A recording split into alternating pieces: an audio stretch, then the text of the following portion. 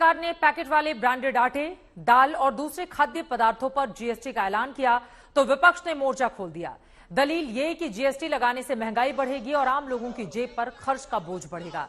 लगातार 2 दिनों से इस मुद्दे को लेकर आपको बताते चले कि हंगामा भी हो रहा है। उधर सरकार की दलील है कि जीएसटी पैकेट वाले ब्रांडेड आइटम पर लगा हुआ है, खुले पर कोई टैक्स नहीं देना होगा।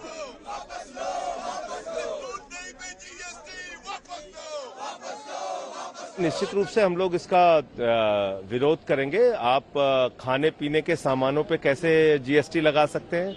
वो समझने के बजाय अच्छे कामों का भी वो विरोध करने का काम करते हैं और इसीलिए जो है विपक्ष की बातों को जनता पसंद नहीं करती, इसीलिए लगातार उनका वोट का परसेंटेज घट रहा है। अब बच्चों को दूध नहीं मिल पा रहा, इतना महंगा हो गया। पहले ही महंगाई आसमान को छू रही थी, पहले ही लोग फिर गाने लगे थे कि महंगाई डायन मारे जाते हैं। अब देखिए आप इस तरह से ऑपोजिशन लोगों को गुमराह करने के लिए एक साजिश कर रहा है, हाय तौबा मचा रहा है कि जीएसटी रेट बढ़ा दिया गया है। अरे भाई, जीएसटी रेट कोई भारतीय जनता पार्टी बढ़ाती है या हमारी सरकार बढ़ाती है?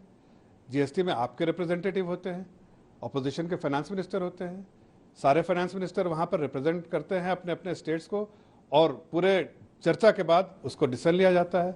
मोदी जी के पास कुछ बचा नहीं, तो जो घर में सबसे गरीब उसी को लगा के लूट लो उसका और पहुंचा दो हम दो हमारे दो की झोली में। आप जानते हैं कांग्रेस पार्टी के पास कोई नीति एजेंडा तो है नहीं, देश के विकास में हमेशा बाधा उत्पन्न करते हैं। आपने खाने की चीजें महंगी कर दी। आप कह रहे थे ना खाऊंगा ना खाने दूंगा, तो आप सच में लोगों को खाने नहीं दे रहे हैं, बिल्कुल नहीं खाने दे रहे हैं। उनसे उनका अनाज तक आप महंगा करके टैक्स लगा करके छीन लेना चाहते हैं। कई चीजें ऐसी होती हैं, सरकार जहां गरीबों के लिए कई योजनाएं बना करके उनके जीवन में खुशहाली लाने का प्रयास करती है, वहीं दूसरी ओर कुछ सरकार के लिए जरूरी होता है कि खजाने में पैसा भी आएगा तभी ना किसी योजना के लिए दिया जाएगा।